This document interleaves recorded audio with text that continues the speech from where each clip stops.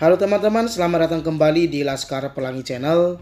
Buat teman-teman yang baru bergabung, jangan lupa dukung terus channel ini dengan cara like, komen, subscribe. Kemudian jangan lupa tekan tombol notifikasinya supaya teman-teman sekalian mendapatkan notifikasi video terbaru dari channel ini ya. Oke teman-teman, langsung saja. Kali ini kita akan membahas latihan soal UTS atau PTS ya. Muatan IPA, tema 3 kelas 4 SD semester ganjil, kurikulum 2013 dan juga Merdeka Belajar. Oke teman-teman, langsung saja kita akan membahas latihan soal-soalnya. Soal yang pertama, segala sesuatu bahan yang tersedia di alam yang dapat dimanfaatkan untuk pemenuhan kebutuhan hidup disebut A. Sumber penghasilan, B. Sumber daya manusia, C. Sumber daya alam, D. Sumber kebutuhan. Nah tentu jawaban yang benar adalah C ya, sumber daya alam. Kemudian soal yang kedua, sumber daya alam yang berasal dari makhluk hidup adalah sumber daya alam A. Hayati, B. non hayati, C. hewani, D. nabati. Nah tentu jawaban yang benar adalah A ya, sumber daya alam hayati. Kemudian soal yang ketiga, berikut ini yang bukan merupakan bagian dari tumbuhan adalah A. batang, B. buah, C. daun, D. tanah. Nah tentu jawaban yang benar adalah D. tanah. Tanah bukan merupakan bagian dari tumbuhan. Kita lanjut ke soal yang keempat. Bagian tumbuhan yang digunakan untuk proses fotosintesis adalah A. ranting, B. daun, C. akar, D. bunga. Nah tentu jawaban yang benar adalah B. daun. Jadi daun adalah bagian tumbuhan yang digunakan untuk melakukan proses fotosintesis atau pembuatan makanan.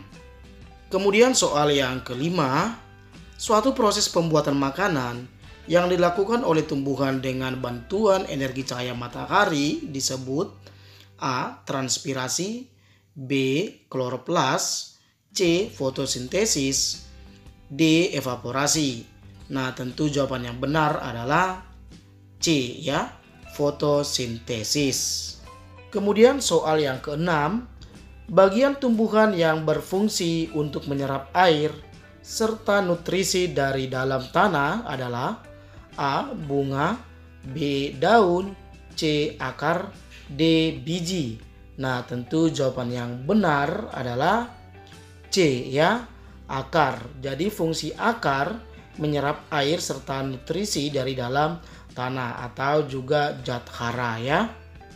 Kemudian soal yang ketujuh, bagian tumbuhan yang berfungsi sebagai alat perkembangbiakan tumbuhan biji adalah A. tunas, B. spora, C. biji, itu C ya, D.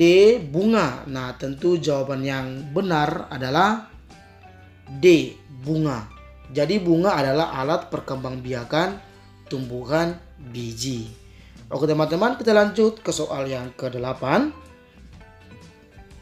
Zat hijau daun disebut A. glukosa, B. zat hara, C. klorofil, D. auksin. Nah tentu jawaban yang benar adalah C ya, disebut klorofil. Jadi klorofil itu adalah zat hijau daun. Kemudian soal yang ke-9, bagian tumbuhan yang berfungsi sebagai tempat munculnya daun, bunga, dan buah adalah A. batang, B. akar, C. tunas, D. biji. Nah tentu jawaban yang benar adalah A ya, batang. Kemudian soal yang ke-10, bagian tumbuhan yang berfungsi melindungi biji serta cadangan makanan adalah A. batang, B. daun, C. buah, D. bunga.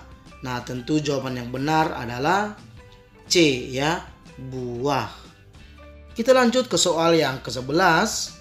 Hasil dari pembuahan yang terjadi akibat penyerbukan antara serbuk sari dan sel telur pada putik adalah A. buah, B. biji, C. bunga, D. Kepala sari. Nah, tentu jawaban yang benar adalah B ya, biji. Kita lanjut ke soal yang ke-12. Biji ada yang berkeping 1 dan ada yang berkeping 2. Biji yang berkeping 1 disebut A. Dikotil, B. Monokotil, C. Trikotil, D. Dekakotil. Nah, tentu jawaban yang benar adalah B ya, monokotil. Jadi monokotil adalah biji yang berkeping 1 atau tumbuhan yang berkeping 1 ya. Kita lanjut ke soal yang ke-13.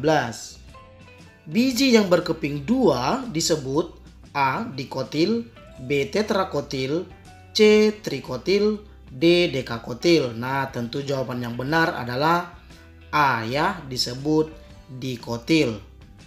Kita lanjut ke soal yang ke-14. Yang menjadi cikal bakal tumbuhan adalah A. Buah, B. Biji, C. Bunga, D. Kepala sari. Nah, tentu jawaban yang benar adalah B. Biji.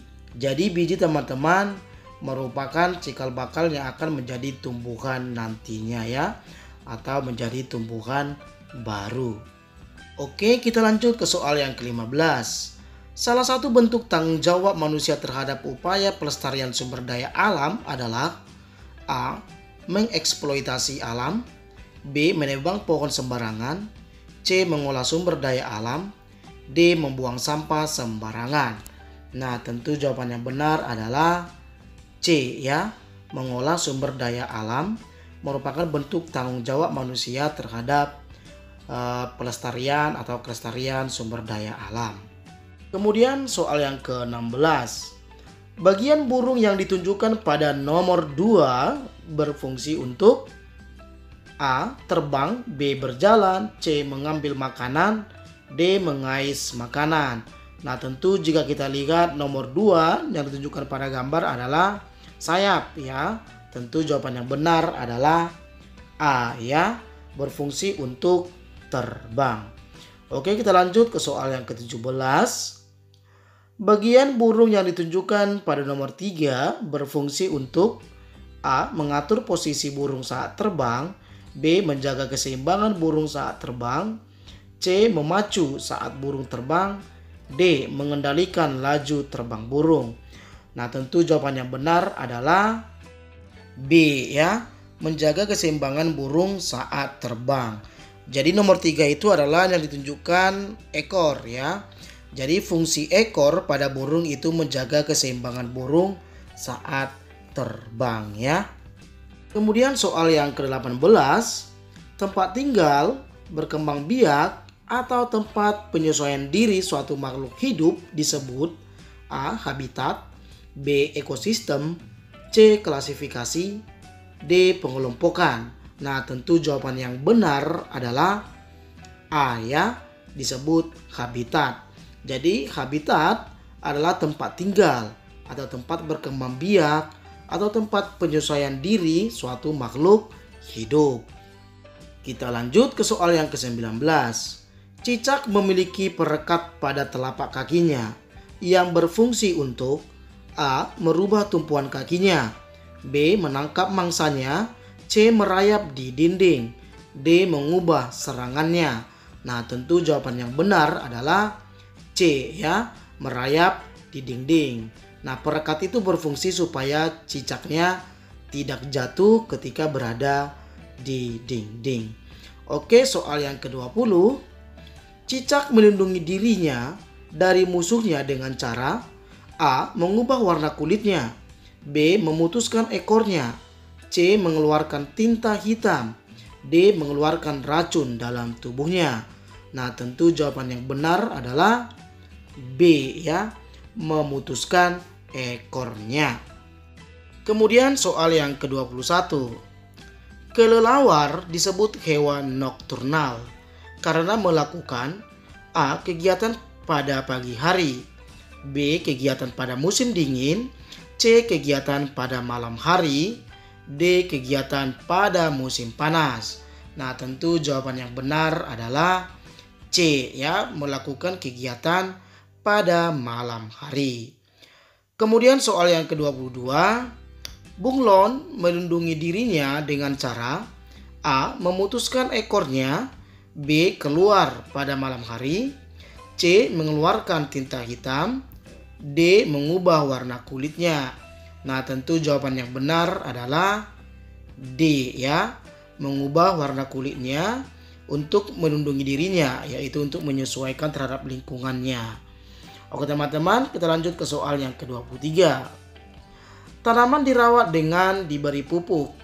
Pemberian pupuk yang benar adalah A. Sesuai dengan kebutuhan tanaman, B. Sesuai dengan kesukaan pemilik, C. Sesuai dengan keindahan tanaman, D. Sesuai dengan hasil tanaman. Nah, tentu jawaban yang benar adalah A ya. Sesuai dengan kebutuhan tanaman. Kemudian soal yang ke-24. Perhatikan pernyataan berikut. 1. Menangkap ikan dengan jala. 2. Menebang hutan sembarangan. 3. Membuang sampah sembarangan. 4. Melakukan reboisasi. Pertanyaannya teman-teman, tindakan menjaga keseimbangan lingkungan ditunjukkan oleh nomor A. 1 dan 2, B. 1 dan 4, C. 2 dan 3, D. 3 dan 4. Tentu jawaban yang benar adalah B ya. 1. Menangkap ikan dengan jala. 4. Melakukan reboisasi merupakan tindakan yang dapat menjaga keseimbangan lingkungan. Kemudian soal yang terakhir, soal yang ke-25. Berikut ini termasuk bentuk pelestarian sumber daya alam yang berupa hewan konsumsi adalah melakukan A. Budidaya hewan, B. Perburuan liar, C. Memancing, D. Menjala ikan. Nah, tentu jawaban yang benar adalah A ya. Budidaya hewan termasuk contoh pelestarian sumber daya alam berupa hewan konsumsi ya. Oke teman-teman, demikian pembahasan soal kita kali ini. Jangan lupa subscribe channel ini ya, like, komen, kemudian share. Oke teman-teman, sampai jumpa di lain video. Terima kasih.